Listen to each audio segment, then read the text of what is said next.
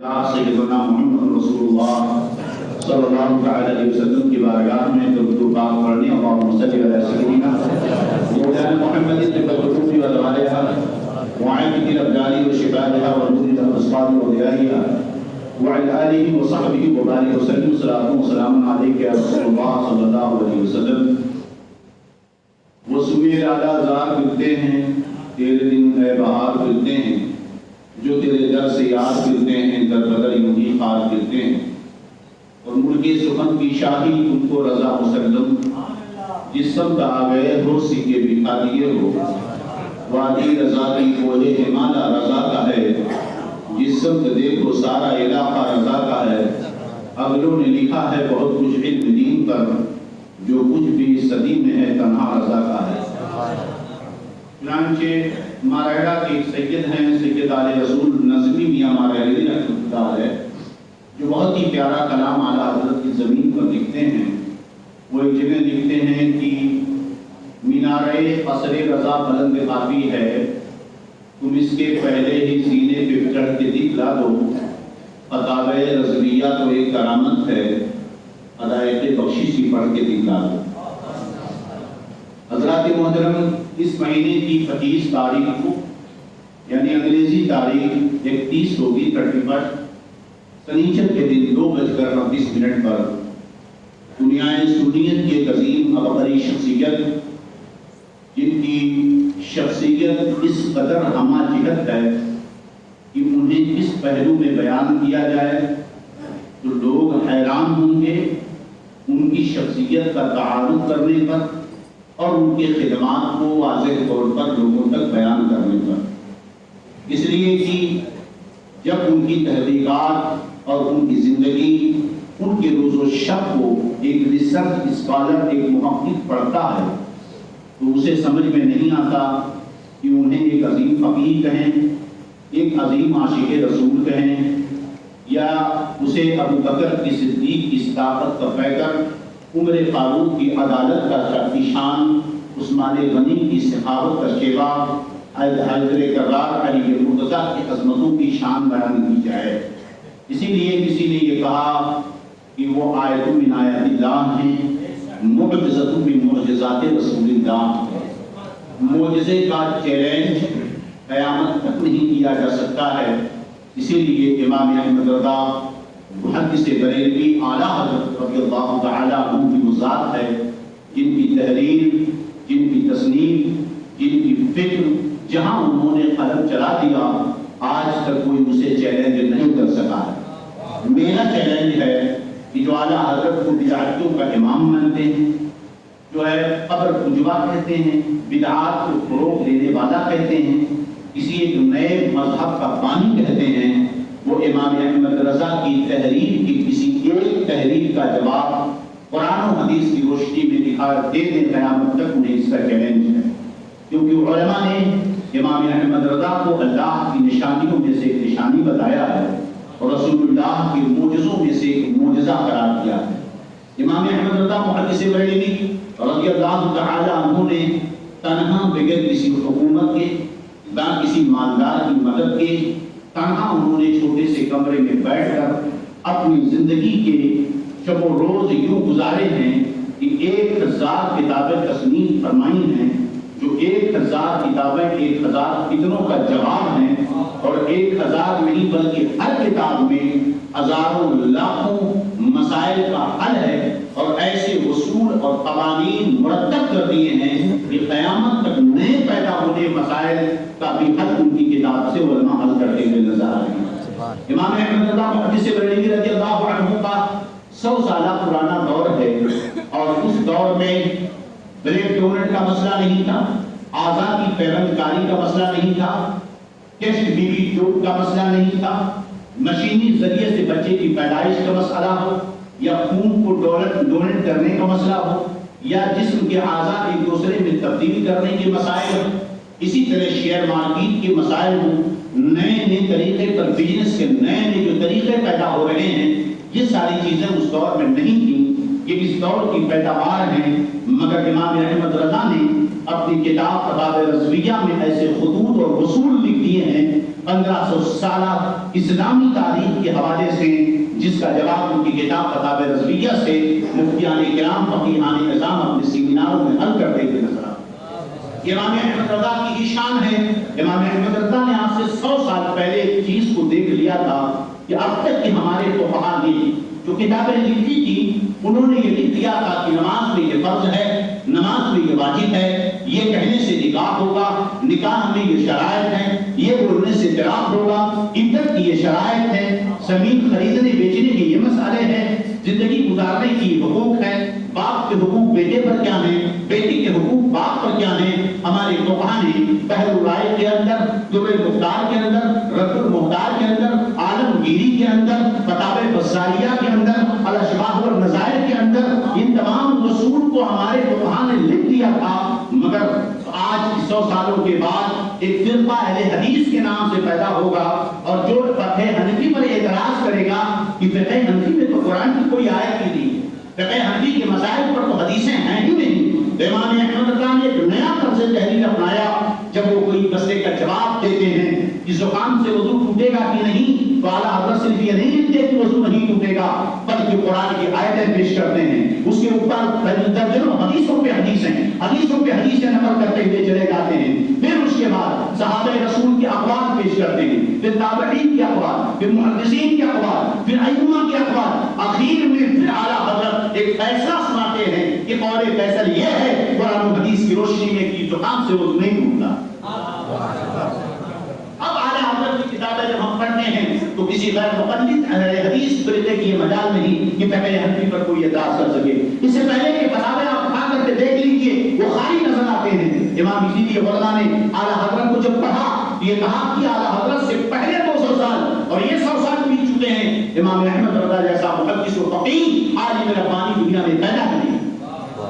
ذالک فضل اللہ یؤتیہ من یشاء، یہ اللہ کا فضل ہے جسے اللہ کا فرما دے۔ یہی امام احمد رضا محدث بریلوی ہیں۔ جب آج دیکھیے دنیا کے اندر پہلے سونے اور چاندی کے سکے، تانبے اور لوہے کے سکے چلا کرتے تھے اور اسی کے ذریعہ خرید و فروخت ہوا کرتی تھی۔ ظاہر سی بات ہے یہ بھی ایک مال ہے اور جو ہم سامان بیچتے ہیں وہ بھی ایک مال ہے۔ مال کی بے مال کے ذریعہ ہوتی ہے، یہی سرکار کے زمانے سے چلا آ رہا ہے۔ لیکن جب حکومتوں نے دیکھا ملک کے مقننہ عدلیہ جو ہے پارلیمنٹ نے آپس میں بیٹھ کر فیصلہ کیا، حکومتوں نے کہا چونکہ سونے چاندی کے سکے خریدار کا دینا صحیح نہیں ہے، چوریاں زیادہ ہوں گی، معاملات گڑبڑ ہوں گے، اس لیے انہوں نے کاغذ کی نوٹ کو جاری کیا جسے ہم کرنسی نوٹ کہتے ہیں۔ پورے دنیا کا مرکز کا مکہ شریف، پورے دنیا کا مرکز کا مدینہ شریف، پورے دنیا سے آپ سوالات جو لوگ حلال اور حرام کی فکر کرتے ہیں ان لوگوں نے سوالات لکھنے بھیجنے شروع کر دیے۔ حرم کے علماء کو، وہاں کے فقہائے اعظم کو، حرم شریف کے اندر 4 مفتی بڑے بڑے عظیم مفتی بیٹھتے تھے، مذہب حنبلی کے، مذہب شافعی کے، مذہب مالکی کے، مذہب حنفی کے، 4 مصلح اور 4 فقیہ ایک عظیم لائبریری میں بیٹھے ہوتے تھے تو ترکیہ کی جانب سے منتخب تھے اور بڑی ہی ذمہ داری کے ساتھ پورے دنیا سے مرکزی جگہ پر آنے والے سوالوں کا جواب دیا جاتا تھا۔ جب یہ سوال آیا یہ ایک کاغذ کا ٹکڑا ہے جسے ہم 10 روپیہ بھی کہتے ہیں، اسی کتنا بڑا کاغذ ہے، وزن صرف اتنا ہے، تھوڑا فرق ہے، ہم اسے 200 کہہ دیتے ہیں۔ کوئی یہ کاغذ کا ٹکڑا ہے، شکل میں بے نہیں ہے، تھوڑا رنگ بدل گیا ہے، اس پہ نقوش بدل گئے ہیں، وہ 500 کا نوٹ ہو گیا، 2000 کا نوٹ ہو گیا۔ ایک کاغذ کا ٹکڑا اس کی حیثیت کیا ہے، یہ اتنا اہمیت کا حامل کیسے ہو گیا؟ ایک کاغذ کا ٹکڑا کہیں 10 روپے ہے، کہیں 1 روپے ہے، کہیں 2000 روپے کا نوٹ بن جاتا ہے۔ کیا اس کاغذ کے ٹکڑے کو ہم نوٹ مان کر مال مان سکتے ہیں اور اس کے ذریعہ سامان خریدا اور بیچا جا سکتا ہے؟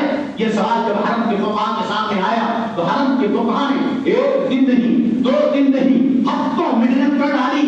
حرم کی ساری کتابیں لائبریری میں پھیلی ہوئی تھی، بڑے بڑے فقہائے اعظام مسئلے کا حل نکالنے سے عاجز تھے۔ انہی دور میں امام احمد رضا حج عمرہ کی غرض سے مکہ شریف تشریف لے گئے تھے۔ حرم میں پہنچے، کسی سے کوئی پہچان نہ تھی۔ اس سے پہلے یہ ہوا حرم شریف میں امام احمد رضا موجود ہیں، بیٹھے ہوئے ہیں میزاب الرحمت کے آس پاس میں، اتنے میں اس وقت مفتی شافعیہ مفتی صالح المکی وہ اٹھتے ہیں بغیر کسی پہچان کے، نام بھی نہیں جانتے، گاؤں بھی نہیں جانتے، شہر بھی نہیں جانتے ہیں، اٹھتے ہیں اور اچانک امام احمد رضا کی پیشانی پکڑ کر بوسہ دیتے ہیں اور کہتے ہیں واللہ لانی ارى نور اللہ فی ھذا الجمیل، اللہ کی قسم میں نے اس لیے چوما ہے اس نوجوان کو، اس لیے کہ اس کی پیشانی سے مجھے الہی کا مطلب نظر آ رہا ہے۔ نام بھی نہیں جانتے، پہچان بھی نہیں ہے، رہے ہیں ولی وہ نہیں ہوتا جو میک اپ کر کے ٹی وی پر بیٹھ جائے اور لوگ اسے ماننے کے لیے تیار ہو جائیں. ولی وہ ہوتا ہے قرآن نے فرمایا سیماہم فی وجوہہم من اثر السجود، جو ولی ہوتا ہے اس کی ولایت تقویٰ اور طہارت کی پہچان اس کی پیشانی سے جھلکتی ہے. چہرے کی وجہ سے چہرے پر سجدے کی وجہ سے اس کی پیشانی سے نور الہی چمکتا ہوا نظر آتا ہے.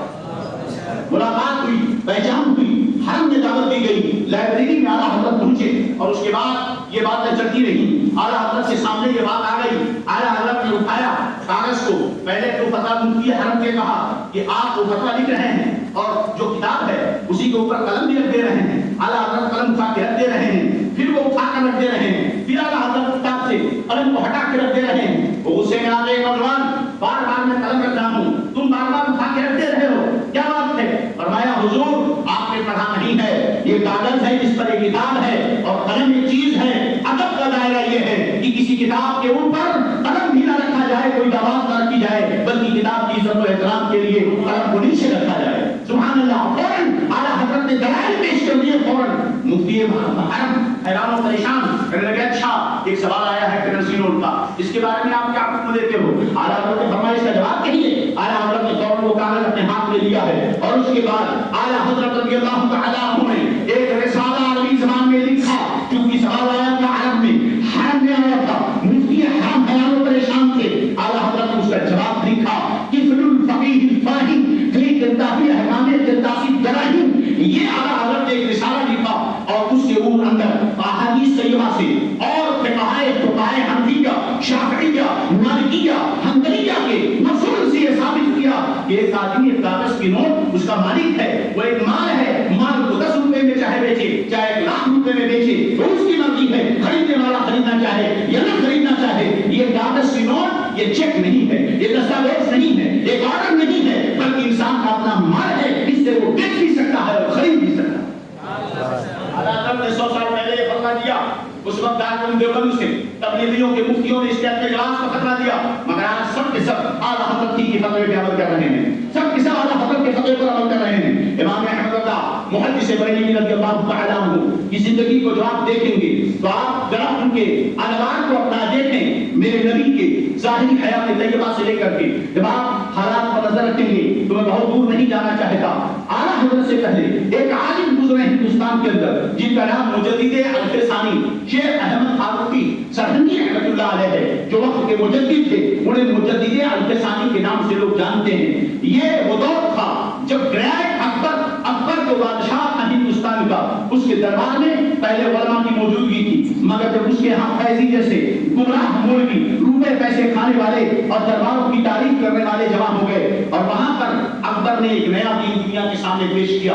اس دین کا وہ خود بانی تھا جس میں بادشاہوں کو سجدہ کیا جا رہا تھا. اس دین کا اکبر خود بانی تھا جس میں اسلام کے اندر ہندوانہ رسموں کو جائز قرار دیا گیا، کشتہ لگانے سے لے کر راکھی باندھنے تک، ہولی دیوالی منانے سے لے کر، اور ان سارے چیزوں کو اسلامی کلچر کا حصہ بنایا گیا. بادشاہ خود ان مجلسوں کو منعقد کرتا تھا اور درباری علماء جو مالداروں کی تعریف کرنے والے تھے، جن کو صرف پیسے سے مطلب ہوتا تھا، اس دربار میں موجود ہوتے تھے فیضی جیسے لوگ. مگر اکبر نے اپنا یہ دین قائم کیا.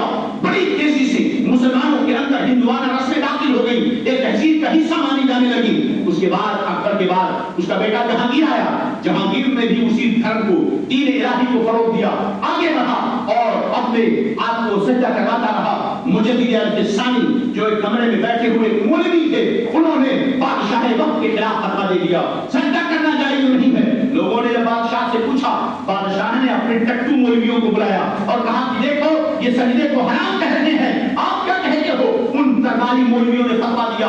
دیکھو سجدہ 2 طرح کا ہے، ایک سجدہ عبادت ہے اور ایک ہے سجدہ تعظیمی. یوسف علیہ السلام کے بھائیوں نے حضرت یوسف کو سجدہ کیا، یہ سجدہ تعظیمی ہے، لہذا جائز ہے. بادشاہ تم حاکم ہو، اگر رعایا تم کو سجدہ کرتی ہے عبادت کی نیت سے نہیں تعظیم کی نیت سے تو یہ جائز ہے. شیخ شیخ سرہندی رحمۃ اللہ علیہ نے اس کے حرمت کا فتویٰ دیا. بلایا گیا دربار میں، شیخ احمد سرہندی دربار میں پہنچے، اندر تک کھڑے ہو گئے، سینہ تان دیا، گردن اندر اٹھائی. لوگوں نے کہا بڑا بے ادب گستاخ شخص ہے، دربار شاہی کا اسے پتہ نہیں ہے، اسے سجدہ نہیں کرنا چاہیے. انہوں نے فرمایا وہ ایک سجدہ جسے تو گرا سمجھتا ہے 1000 سجدوں سے دیتا ہے. آدمی کو نگاہ، یہ پوری دنیا کبھی پتھروں کو سجدہ کرتی تھی، کبھی سورج کو سجدہ کرتی تھی، کبھی بتوں کو سجدہ کرتی تھی،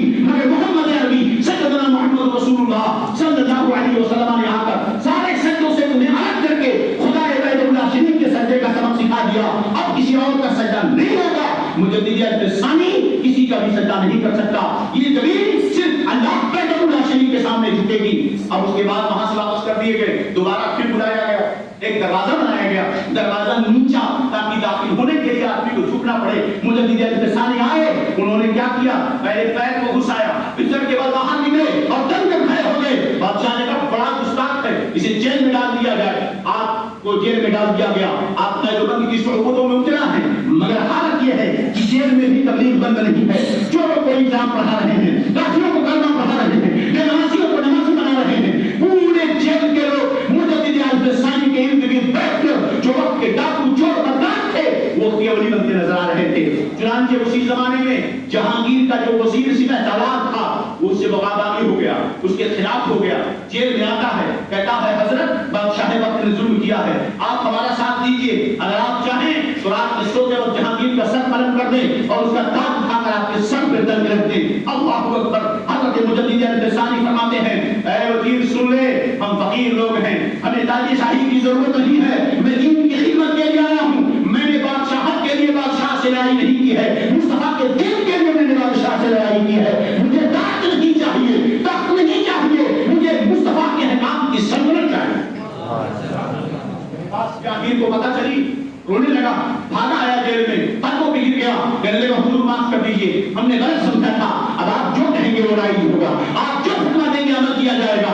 آج سے سجدہ بند, خرافات بند, ہندوانہ رسے بند, سب کچھ بند کر دی جائیں گی. اے شیخ آپ جو کہو گے وہی کیا جائے گا. یہ مرد قلندر آپ کہتے ہو کسی ایک آدمی سے کیا ہونے والا ہے؟ اگر ایک بندہ صحیح تعلیم دے کر کے کھڑا ہو جائے تو بادشاہوں کے بادشاہ سلطنتوں کے تختے بھی پلٹتے ہیں اور ہزاروں لوگوں کے دل بھی تبدیل ہو جائے گا.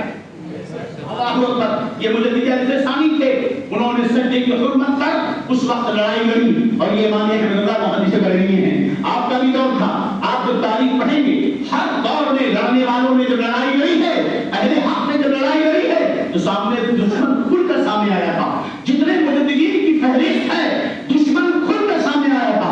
حکومت کا ہاتھ تھا ان کے سر پر, مالداروں کی دولتیں تھی ان کے پیچھے, مگر دشمن کھلا ہوا تھا. چاہے احمد بن حنبل ہو رضی اللہ عنہ, ان کے دور میں عباسی خلفاء مدد کر رہے تھے معتزلیوں کی, وہ کھل کر سامنے تھے, چھپ کر نہیں تھے. مجدد الفسانی کے دور میں جہانگیر اور اکبر کا سپورٹ تھا گمراہ مولویوں کے ساتھ, مگر مجدد الفسانی سامنے آئے, دشمن کھل کر سامنے تھا. مگر امام احمد اللہ کا وہ دور تھا جب دشمن آیا تھا تو وہ قرآن لے کر کے آیا تھا, حدیثیں لے کر کے آیا تھا, اسلام کے لباس میں آیا تھا.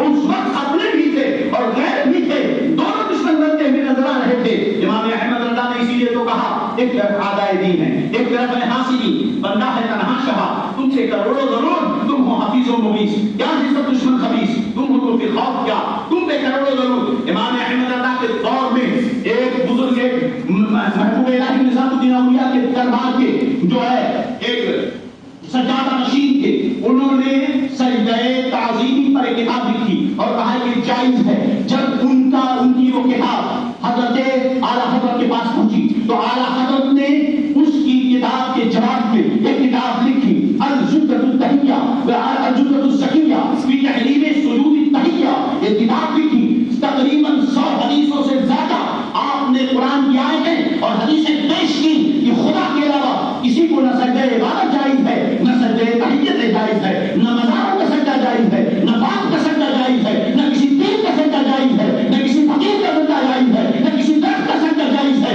اگر سجدہ کرنا ہے تو صرف اللہ وحدہ شریک کا سجدہ کرنا. ظاہر سی بات ہے وہ پیر ناراض نہیں ہوں گے جو اپنے مریدوں سے سجدہ کرواتے ہیں, وہ پیر بھاگیں گے نہیں جو اپنے مریدوں کو سجدہ کرواتے ہیں. جب اعلیٰ حضرت کا انتقال ہوا تو محبوب الہی نظام الدین اولیاء کے دربار میں سجادہ نشین نے اعلیٰ حضرت کے لیے دعا فرمائی. لوگوں نے کہا حضور انہوں نے آپ کے خلاف کتاب لکھی. کہنے لگے ٹھیک ہے میری کتاب رکھی ہے, میرے خلاف انہوں نے کتاب لکھی بالکل, لیکن انہوں نے دلیل کی روشنی میں کتاب رکھی ہے. اور سنو, میں ان کی تعظیم و عزت اس لیے کرتا ہوں کہ ہماری خانقاہ, ہمارے صوفیہ کی جماعت کے لیے, اہل سنت کے لیے احمد رضا شمشیر قدرت تھا.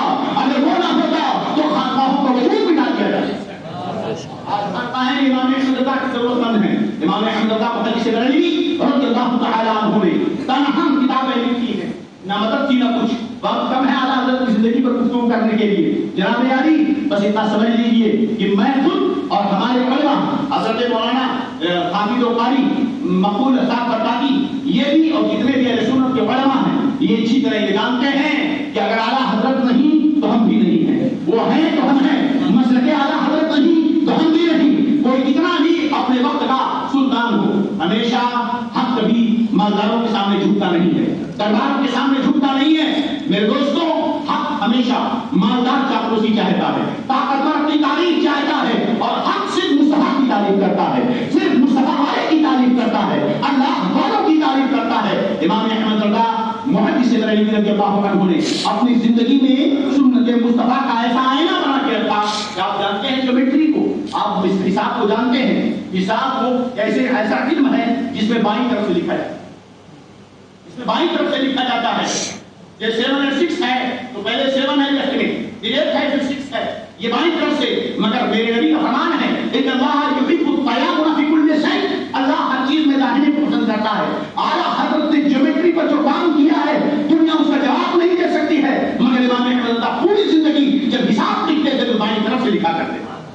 ہے دنیا میں کوئی ایسا اسکالر، ہے دنیا میں کوئی ایسا پروفیسر، آپ اعلیٰ حضرت معمولی مت سمجھیں۔ ڈاکٹر سر ضیاء الدین جو مسلم علی گڑھ یونیورسٹی کے وائس چانسلر ہیں، انہوں نے جیومیٹری میں پی ایچ ڈی جرمن سے کی ہے۔ ایک مسئلے میں پھنس گئے، حساب و کتاب سمجھ میں نہیں آ رہا ہے، جیومیٹری حساب کو حل کرنے کے لیے انہوں نے جرمن کے پروفیسر سے کانٹیکٹ کیا اور کہا کہ اس کا مسئلہ حل کرنا ہے۔ جرمن کا پروفیسر بھی سمجھ نہیں پا رہا ہے، کہتا ہے ایک کام کیجئے، آپ جرمن کا سفر کیجئے، آئیے ہم دونوں مل کر مسئلے کو حل کریں گے۔ مگر اتفاق سے علامہ سید سلیمان اشرف بہاری رحمۃ اللہ علیہ تعالی حضرت کے خلیفہ ہیں، ان کی ملاقات ہو گئی۔ علامہ ظفر الدین بہاری رحمۃ اللہ علیہ، سید سلیمان اشرف نہیں، علامہ ظفر الدین بہاری رحمۃ اللہ علیہ کی ملاقات ہوئی۔ کہنے لگے کام کرو، جرمن بہت دور ہے، بریلی آ کر مولانا احمد رضا سے مل لو۔ کہنے لگے پروفیسر صاحب ملا کے پاس جاؤں، مولوی کے پاس جاؤں، اس کو کالا کالا میرا باؤ کیا آتا ہے؟ کہنے لگے ٹھیک ہے ایک مرتبہ حاضر تو ہو جاؤ، وقت نہیں ہے تفصیل میں بیان کرنے کا۔ مگر جب یہ آئے اعلیٰ حضرت کے دربار میں، ٹائی وغیرہ پہنے تھے،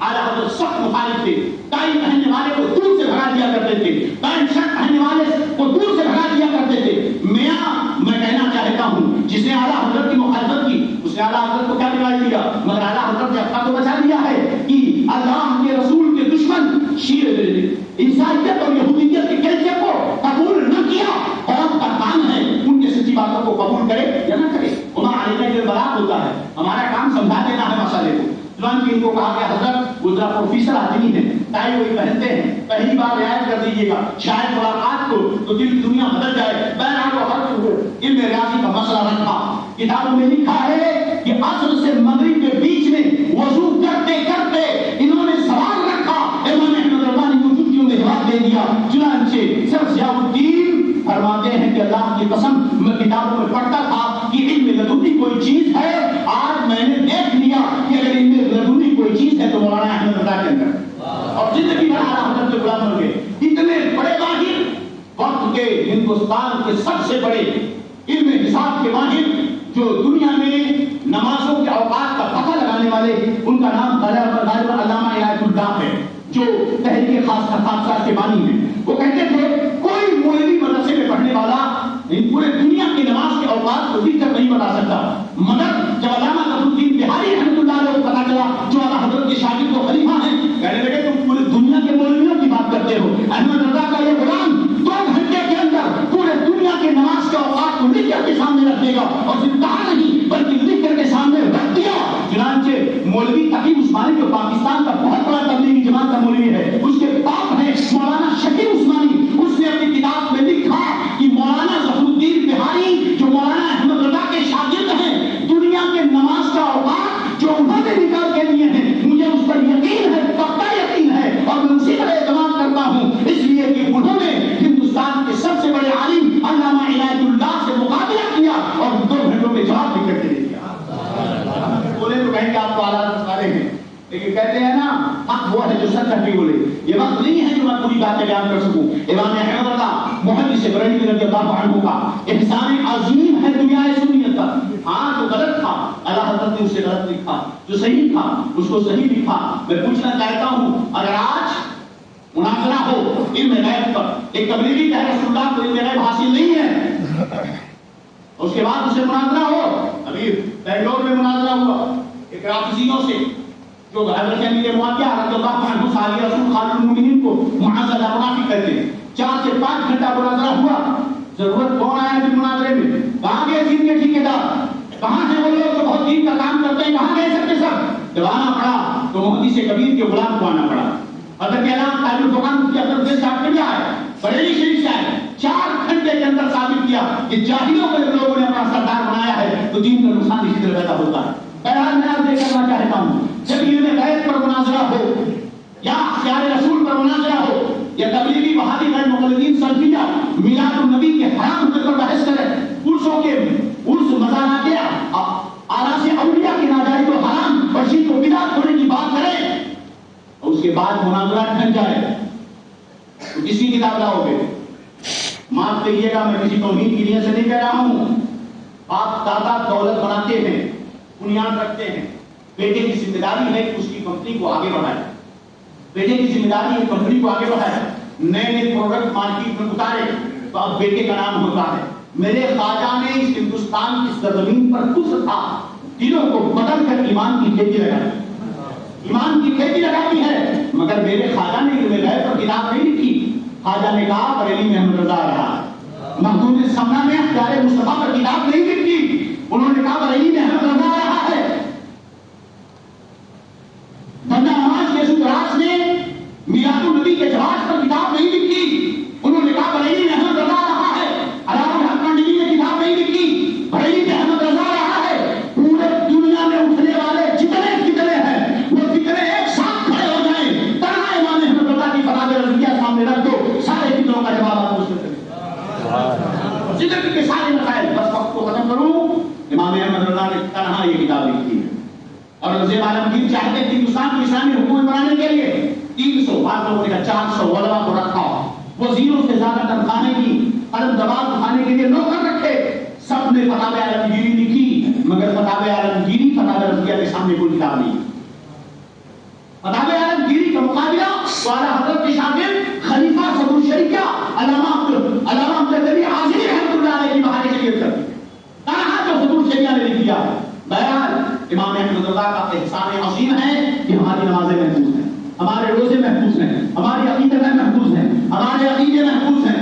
امام احمد رضا نے یہی سکھایا ہے کہ مضبوطی سے دین پر قائم رہو. اگر اسلامی غیرتیں ہمارے اندر سے رخصت ہو گئی تو وہ دن دور نہیں کہ اسپین کی طرح ہمیں غلام بنا کر دریاؤں میں ڈال دیا جائے گا. اللہ تعالی ہمیں استقامت کا فرمائے, دین پر, مسلک پر اور مسلک اعلی حضرت رضی اللہ تعالی عنہ پر جینے مرنے کی توفیق عطا فرمائے. سنیچر کے دن 2:30 پر آپ ضرور کھانے کا انعقاد رکھیں, اعلی حضرت کی مجلس سے قائم کریں. اللہ آپ کو سلامت رکھے. السلام علیکم ورحمۃ اللہ.